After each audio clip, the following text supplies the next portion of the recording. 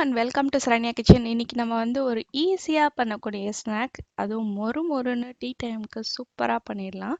வீட்டில் இருக்கிற பொருளை வச்சு நம்ம ஈஸியாக பண்ணிடலாம். இதுக்கு அதிகப்படியான பொருள் தேவைப்படாது. அதுக்கு வந்து நான் வந்து 2 கப் அளவுக்கு பொரி எடுத்திருக்கேன். அப்புறம் கடலை வந்து ஒரு கைப்பிடி அளவு, அப்புறம் ஒரு கைப்பிடி அளவு கருவேப்பிலை, ஒரு கைப்பிடி அளவு பொட்டுக்கடலை, மிளகாத்தூள், காஷ்மீரி மிளகாத்தூள், மஞ்சள், உப்பு, பெருங்காயத்தூள். இவ்வளோ தான் இதுக்கு தேவையான பொருள். அது கூடவே நம்ம வந்து பூண்டு சேர்த்துக்கணும். இப்போ வந்து ஒரு பேனை சூடு பண்ணிக்கலாம். ஆயில் ஆட் பண்ணிவிட்டு நம்ம பேனை சூடு பண்ணிக்கலாம்.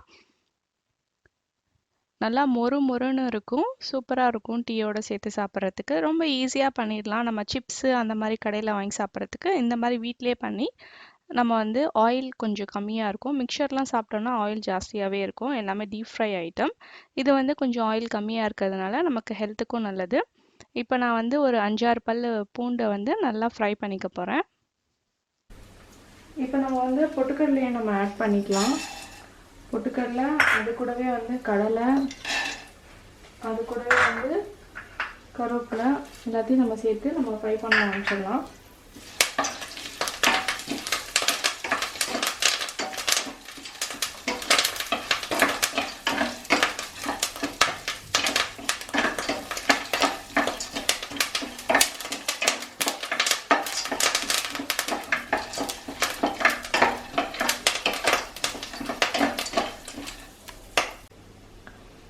இப்போ நம்ம இதில் வந்து கொஞ்சமாக காரத்துக்கு வந்து மிளகாத்தூள் சேர்த்துக்கலாம். அதே மாதிரி மஞ்சத்தூளும் ஒரு 1/4 டீஸ்பூன் அளவுக்கு சேர்த்துக்கலாம். அதுக்கப்புறம் பெருங்காயத்தூள் சேர்த்துக்கலாம். இப்போ நம்ம வந்து பொரியை சேர்த்து நல்லா மிக்ஸ் பண்ணி விட்டுறலாம். நான் வந்து 2 கப் அளவுக்கு பொரி எடுக்கிறேன். நல்லா அகலமான பாத்திரமாக எடுத்துக்கிட்டிங்கன்னா உங்களுக்கு மிக்ஸ் பண்ணுறதுக்கு ஈஸியாக இருக்கும். நல்லா மிக்ஸ் பண்ணி விட்டுடலாம். ஸ்டவ் வந்து மீடியமான ஃப்ளேமில் வச்சு குக் பண்ணணும். இப்போ நம்ம எல்லாமே சேர்த்தாச்சு. இதுக்கு வந்து நம்ம கொஞ்சமாக உப்பு சேர்த்துக்கலாம்.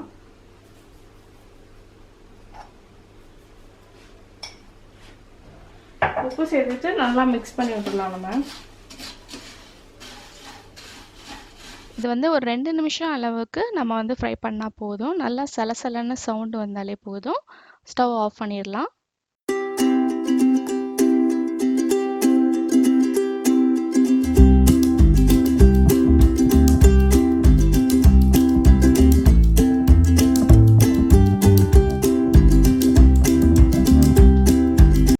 நம்ம நினச்சோன்னே பண்ணக்கூடிய ஸ்நாக்ஸில் ரொம்ப ஈஸியான ஸ்நாக்ஸ் இந்த காரப்பொரி. ரொம்ப ஈஸியாக பண்ணிடலாம். இப்போ நம்ம டீயோட இதை சேர்த்து வச்சு சாப்பிட்டோன்னா ரொம்ப க்ரன்ச்சியாகவும் கிறிஸ்பியாகவும் இருக்கும். ஸோ லைட்டாக இந்த ஓரத்தில் சிந்திடுச்சு, அதை நான் க்ளீன் பண்ணிடுறேன்.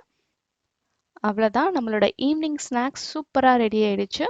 அடுத்து நம்ம வந்து பார்க்கக்கூடியது வந்து டின்னர் ரொட்டீன். டின்னருக்கு வந்து இன்றைக்கி நான் வந்து சிக்கன் கிரேவி ஒன்று பண்ணலான் இருக்கேன். ஸோ இதில் வந்து கொஞ்சம் பட்டர்லாம் போட்டு பண்ணுறதுனால ஸ்பைசி வந்து கொஞ்சம் கம்மியாக தான் இருக்கும். நீங்கள் வந்து காரம் அதிகமாக சாப்பிட்றீங்கன்னா பட்டரை கம்மி பண்ணிடுங்க. நான் 1/2 kg அளவுக்கு சிக்கன் எடுத்து வாஷ் பண்ணி வச்சுருக்கேன். இதில் வந்து இந்த மாதிரி ஆழமாக கட் பண்ணி எடுத்துக்கணும். அப்போ தான் வந்து மசாலாலாம் ஒன்று சேர்ந்து உள்ளார நல்லா மிக்ஸ் ஆகி நல்லாயிருக்கும். இப்போ நம்ம தேவையான பொருள் பார்த்துடலாம். ஃபஸ்ட்டு நான் வந்து உப்பு ஆட் பண்ணிக்கிறேன். நம்ம கிரேவிலையும் போடுவோம், அதனால கொஞ்சமாக ஆட் பண்ணிக்கிறேன்.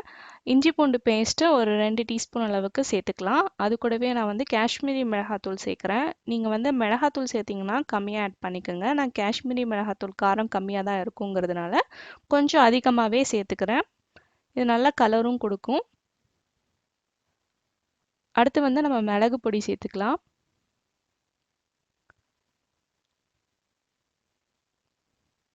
அடுத்து இந்த பாதி எலுமிச்சை பழத்தை நான் பிழிஞ்சு விட போகிறேன்.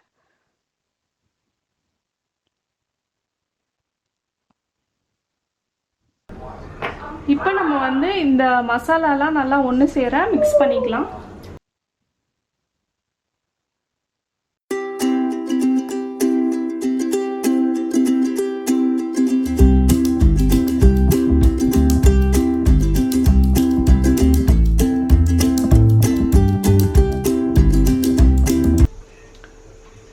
இப்போ வந்து ஒரு பேனில் வந்து கொஞ்சம் எண்ணெய் ஊற்றிக்குங்க. இந்த மாதிரி ஃபுல்லாக வர மாதிரி அதில் வந்து ஒரே ஒரு பீஸ் வந்து நம்ம பட்டர் சேர்த்துக்கலாம்.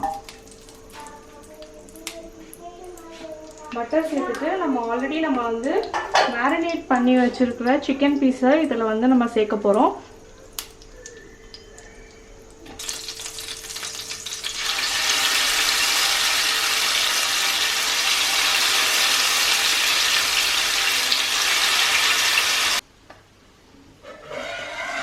சிக்கன் வந்து நல்லா ரெடி ஆயிடுச்சு. இது நம்ம வந்து கிரேவி செஞ்சோம்னா இதை ஆட் பண்ணிக்கலாம். இப்போ ஒரு கடாயை எடுத்துட்டு அதில் வந்து 2 டேபிள் ஸ்பூன் அளவுக்கு எண்ணெய், அது கூடவே வந்து பட்டர் வந்து நீங்கள் விருப்பப்பட்டால் நீங்கள் சேர்த்துக்கலாம். அதில் வந்து 1 டீஸ்பூன் அளவுக்கு ஜீரகம் சேர்த்துக்கலாம். ஜீரகம் வந்து நல்லா பொரிஞ்சு வரட்டும். அதுக்கப்புறமா நம்ம அரைச்சி வச்சிருக்க வெங்காய விழுதை நம்ம சேர்த்துக்கலாம்.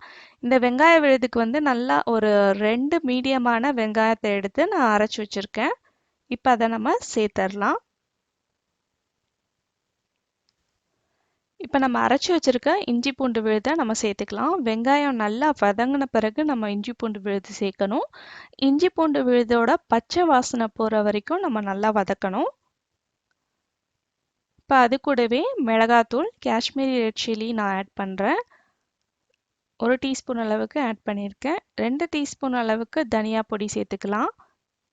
தேவையான அளவுக்கு உப்பு போட்டுக்கலாம். நம்ம ஆல்ரெடி நம்ம சிக்கன் வந்து கலவையிலையும் கொஞ்சம் உப்பு போட்டிருக்கோம். அதனால அதுக்கு தகுந்தாப்புல பார்த்து ஆட் பண்ணிக்கோங்க.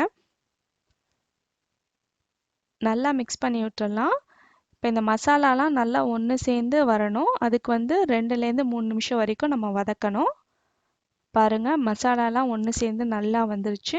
எண்ணெயும் ஓரத்தில் வந்து பிரிய ஆரம்பிச்சிருச்சு. அவ்வளோதான். அடுத்து நம்ம வந்து அரைச்சி வச்சிருக்க தக்காளியை சேர்த்துக்கலாம். நான் வந்து ஒரு 2 மீடியமான தக்காளி எடுத்து அரைச்சி வச்சுருக்கேன். அதை வந்து நம்ம இப்போ சேர்த்தாச்சு.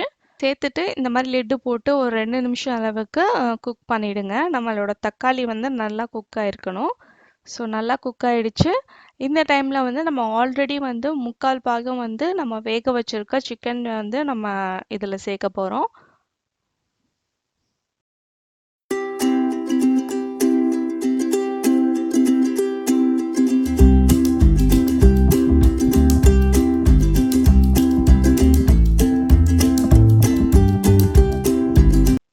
இப்போ சிக்கன் பீசஸ் எல்லாம் சேர்த்தாச்சு. இது எல்லாத்தையும் நல்லா மசாலாவோட கோட் ஆகுற மாதிரி நம்ம மிக்ஸ் பண்ணிடலாம். மிக்ஸ் பண்ணிவிட்டு நமக்கு தேவையான கன்சிஸ்டன்சிக்கு நம்ம வந்து தண்ணி ஊற்ற போகிறோம். இப்போ நம்ம இது வந்து சப்பாத்திக்கு செய்கிறதுனால ஓரளவுக்கு திக்காக கன்சிஸ்டன்சி வச்சுக்கலாம். அதனால் நான் ஒரு சின்ன கிளாஸில் 1 கிளாஸ் அளவுக்கு தண்ணி சேர்த்துருக்கேன். இப்போ இதை போட்டு மூடி போட்டு நம்ம மூடி இந்த சிக்கன் வேகிற வரைக்கும், முழுசாக வேகிற வரைக்கும் நம்ம குக் பண்ணணும். நடுவில் எடுத்து இந்த மாதிரி லிட்டை எடுத்து ஓப்பன் பண்ணி நல்லா மிக்ஸ் பண்ணி விட்டுக்குங்க. இப்போ எண்ணெயெல்லாம் நல்லா பிரிஞ்சு வந்திருக்கு. ஆனால் வந்து சிக்கன் இன்னுமே கொஞ்சம் வேகணும். அதனால் திருப்பி நான் மூடி போட்டு ஒரு மீடியமான ஃப்ளேமில் வந்து லிட்டு போட்டு மூடி நான் வந்து இப்போ குக் பண்ண போகிறேன்.